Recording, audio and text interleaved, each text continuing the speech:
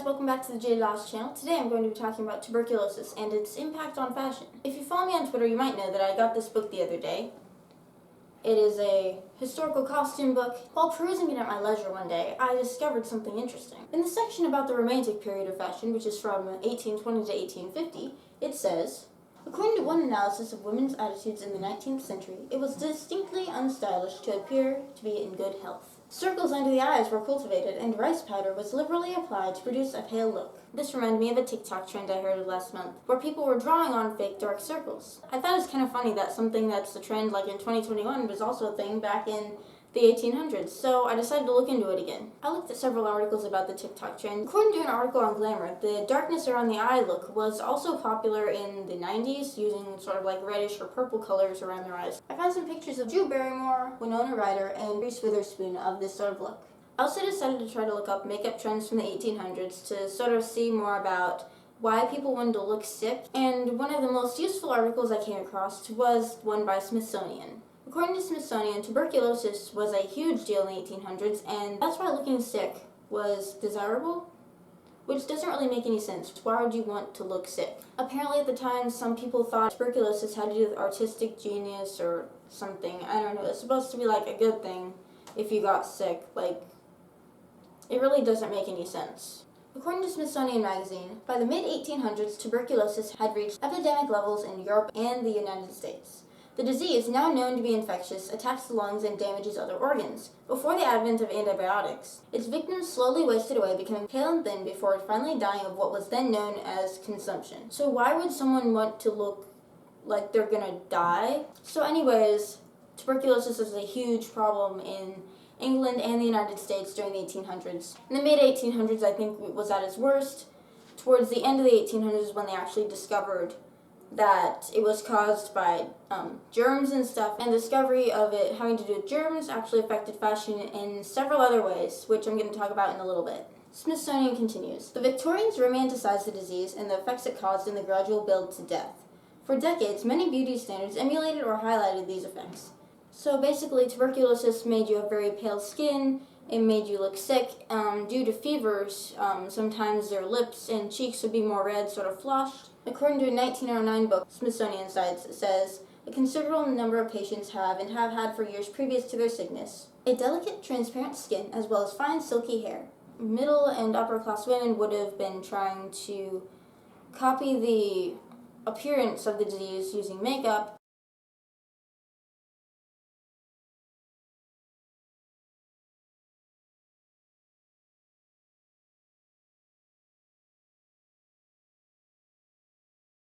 Small waists also came into fashion during this time. If you've seen maybe the 1995 Pride and Prejudice or some of the other Jane Austen movies, you might notice the empire waists, which are very high. Of course, this is just my theory here, but an empire waist, I think we learned that from my Regency dress video. It doesn't make you look thin, really, at all. Like, you could be pregnant and no one would know in that dress, so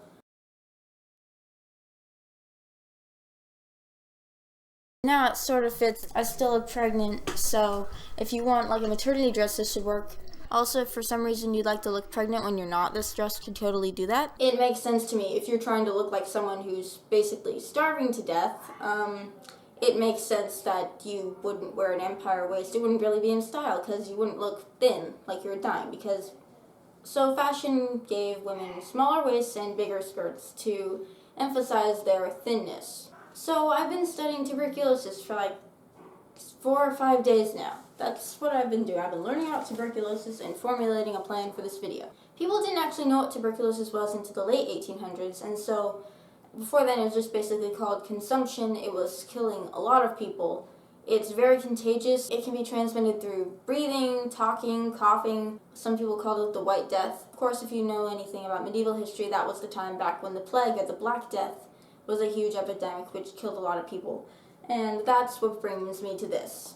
I'm now quoting this book again, talking about the Romantic period. Romantics preferred other times and places, and one of their favorite times was the Middle Ages.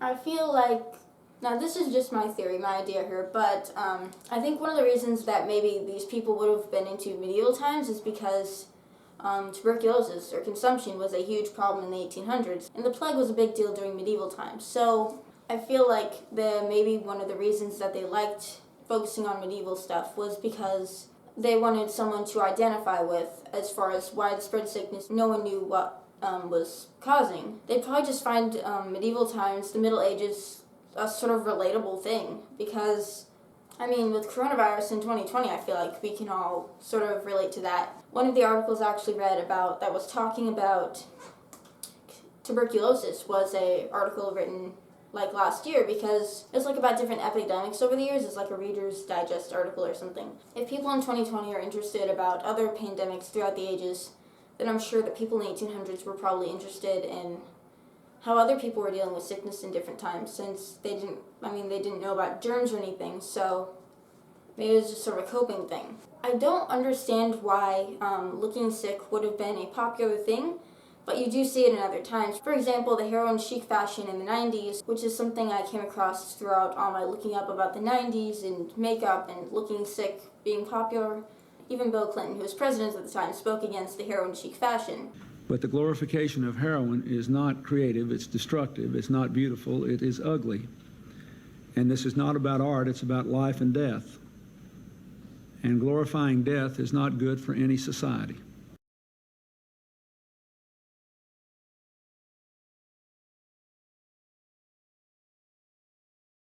It was sort of a glorification or a glamorization of something bad, something negative, something that killed people. Glamorization of drugs or alcohol or whatever is a bad thing, and what's worse is when it becomes normalized. It seems to me in the 1800s they were sort of glorifying and glamorizing sickness and death. Tuberculosis, it basically killed you. It killed you. I don't understand why fashion is continuously glamorizing things. Once you glamorize something, everyone wants to do it, and then it becomes normalized, and then it's just part of society, and it's something bad. Can we please glamorize something good? I don't know what something good we could glamorize, but please comment something below. So tuberculosis was a big deal. A lot of people died from it. Someone you might have heard of who had tuberculosis was Doc Holliday. If you've seen the movie Tombstone. I'm your huckleberry.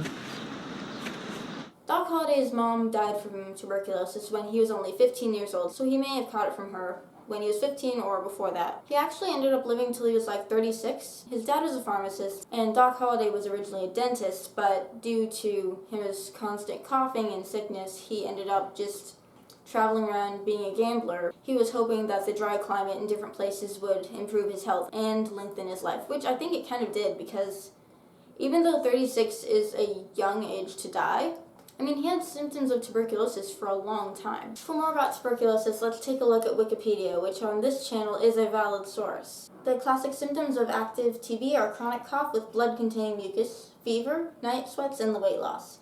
It was historically called consumption due to the weight loss. Infection of other organs can cause a wide range of symptoms.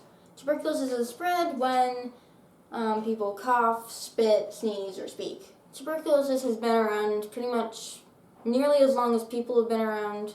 According to Wikipedia, if you have active tuberculosis, if it's untreated, it kills about half the people. Tuberculosis usually affects your lungs, but it can also affect other parts of your body. I don't think Wikipedia mentions this, but some other sources said that diarrhea was a big symptom of it. I don't know if the disease has changed since then or what, but I don't see that in the Wikipedia article. Some of the risk factors for tuberculosis are smoking and having HIV or AIDS.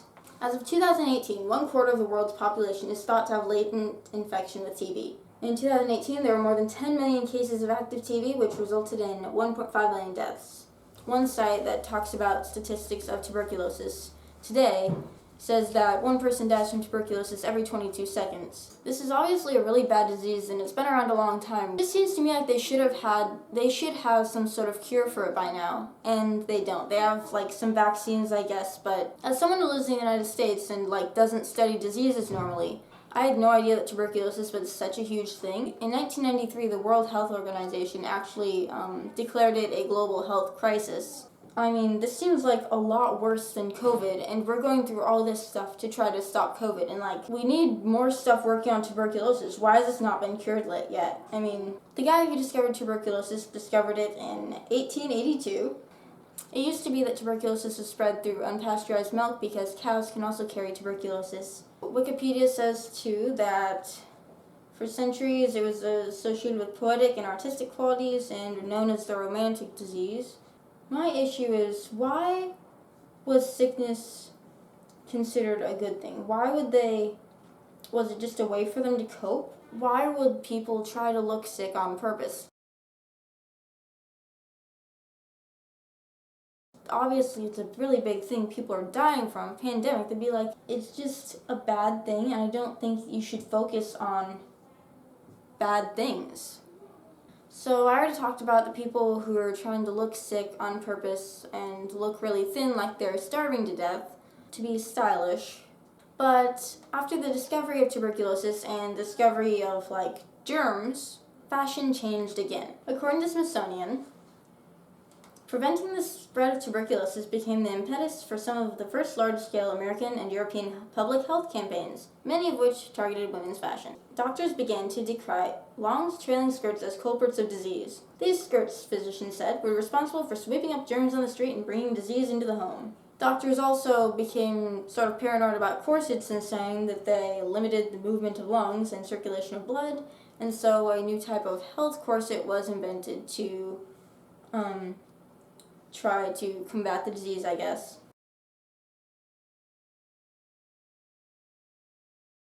But that's not all. The doctors also came after beards. There's no way of computing the number of bacteria and noxious germs that may lurk in the Amazonian jungles of a well-whiskered face, but their number must be legion. Edwin F. Bowers, an American doctor known for pioneering reflexology, wrote in a 1916 issue of McClure's magazine, they were pretty sure the germs were being transferred through long skirts and beards. So that's why skirts quit being floor length, I guess, because they thought that dragging on the ground was causing germs. I'm no fashion expert, but as far back as I can think in Western fashion, women's skirts have been to the floor, before the 1910s, 1920s. Even showing your shoes was immodest or whatever back then. I find it really interesting that just a really terrible disease is what changed skirts, because if you just look at, clothes over the ages and all of a sudden people are wearing skirts that show their shoes and then they're showing to their knees or whatever. The fear about germs and tuberculosis actually makes this change in fashion make sense and not it's just some random idea someone had and everybody caught on to. Like in the Middle Ages, people during the 1800s were very paranoid about tuberculosis. Some people were afraid there was some sort of thing about vampires. People were crazy. Basically, people are weird and do weird things no matter what century you're in. In my video where I talked about modern art and made my candy cane toilet paper painting, I don't know if I mentioned in that video or not, but if I was picking on modern art being too weird and creeping me out, I'm sorry, because there's some creepy art in every decade. If you're looking through pictures to try to find sick-looking people in the 1800s, you'll find plenty of weird art from people who were pretty weird back then. So, I'm sorry to modern artists. People are weird throughout every era. I think that's proven by how, in the same century that Jane Austen was writing normal books like Pride and Prejudice, people towards the end of the century were freaking out over tuberculosis, thinking that there was vampires involved. Let's all try to glamorize and normalize good things instead of death, sickness, drugs. You can like and subscribe if you want. It's free, and if you dislike and unsubscribe, there is no extra charges or hidden fees. See you in the next one.